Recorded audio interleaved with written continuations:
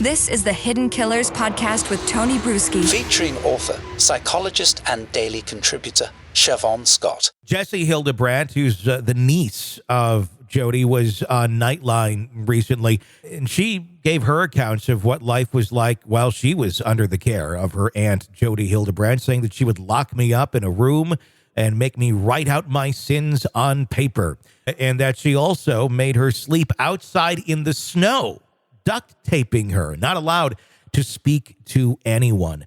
This is something that happened years ago. This is not just a recent account from the children of Ruby Franke. This has been Jodi's MO for quite some time. How does this exist, I guess, is the question, with no oversight, and that people were screaming, look, Jodi's doing this. This is not okay. This is what I went through. And yet she was able to practice until a kid showed up on the neighbor's doorstep emaciated. Yeah, it really, we could come up with some fancy words for it, but the one that seems most apt to me is just simply crazy. The lady is crazy and abusive and inappropriate, and it makes one wonder about the licensing board in the state of Utah. Yeah, how did she get away with this stuff as long as she did? This is just, it makes no sense. And running a counseling agency of all things, how horrifying.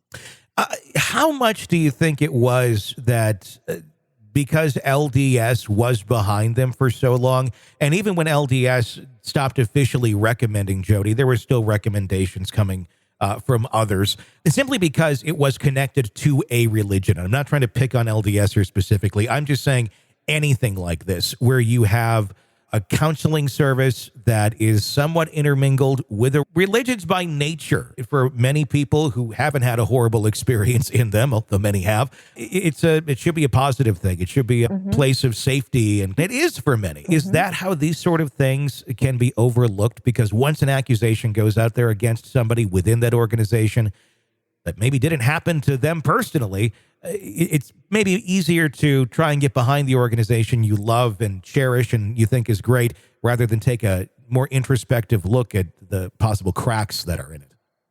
Yeah, I think having the affirmation of the Mormon faith gave her power, and it allowed her to get away with things that she never would have gotten away with in a more typical counseling agency setting.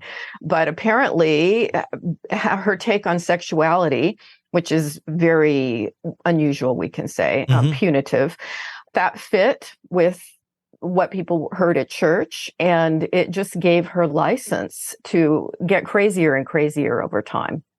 Yeah, it just seemed to keep getting deeper and deeper.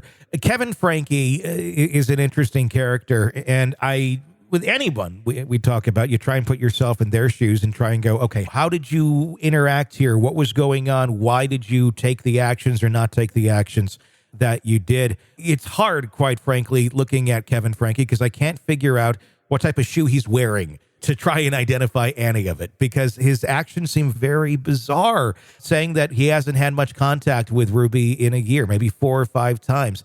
I find that bizarre because those are his children that are there as well, and to not have any interaction with your own kids seems weird. It's passive. Yes. That's the thing that jumps out at me. It's like these women were running the show and dictating everything to him.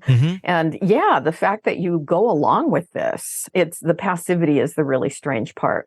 The anger that he also displayed when his daughter came to his residence, and she had permission to do so, to get some of her belongings. They did have, I believe it was an officer, or it was a social worker, somebody was there to help, because Kevin wasn't too open to her coming in and taking items out of the home. I find that also kind of odd that your 20-year-old daughter is just trying to get her stuff, and then literally, he said that she burglarized the home because she also did take some key pieces, I think, that are going to be evidence here, some of his diaries and writings about God knows what, but she seemed to know where to go to get the pieces that she may need to shine light on the parenting that she had experienced.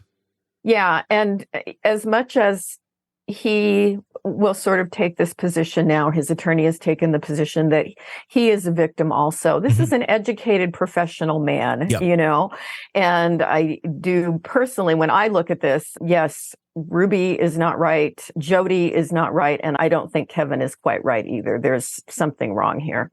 Yeah, the way that he was treating his daughter seemed rather bizarre. And then to add a little extra frosting to the cake, Kevin's attorney, Randy Kester, emphasized that Kevin and they're trying to focus on mending their relationship, Kevin and Sherry, the daughter. So it's, I don't know. It just all seems very bizarre. It's like a snow globe that's gotten shaken up, and even the parts of the snow globe have broken off. Right. And it's all just in utter disarray. Is it going to be difficult to really get to the bottom of what was going on here in this case, because you have so many of the players that were all working together? Or do you think we're going to see somebody flip on somebody here? We're going to see a Ruby flip on a Jodi, or a Jodi flip on a Ruby? Because there is also, I think, the somewhat valid question to ask is, was Ruby also, she seems somewhat impressionable. Was she another victim of Jodi Hildebrandt? Obviously, she's an adult. She can make her own choices. Right. But at the same point, adults can be preyed upon too. And, did she somehow really get sucked into the very dark world of Jodi without even realizing it? Yeah, this case has always reminded me of the Chad Daybell, Lori Vallow case, just because when you have two people who are not well and you put them together, then you get a monster. And I think, Ruby had her problems, and that was apparent in her YouTube channel and the way that she parented and related to her kids. This lady was not right, and even before she met Jodi, she was not right. And Jodi clearly has got psychological problems. And it's just another case of two unwell people coming together, and you get this nuclear reaction of bad stuff. Want to listen ad-free? Want advanced access to all of our interviews before anyone else? Become a True Crime Today Premium Plus subscriber on Apple Podcasts. You get every episode commercial-free, so you can binge on true crime until you can binge no more. Search True Crime Today Premium Plus on Apple Podcasts now, or go to our podcast page and sign up now. More of the Hidden Killers podcast next.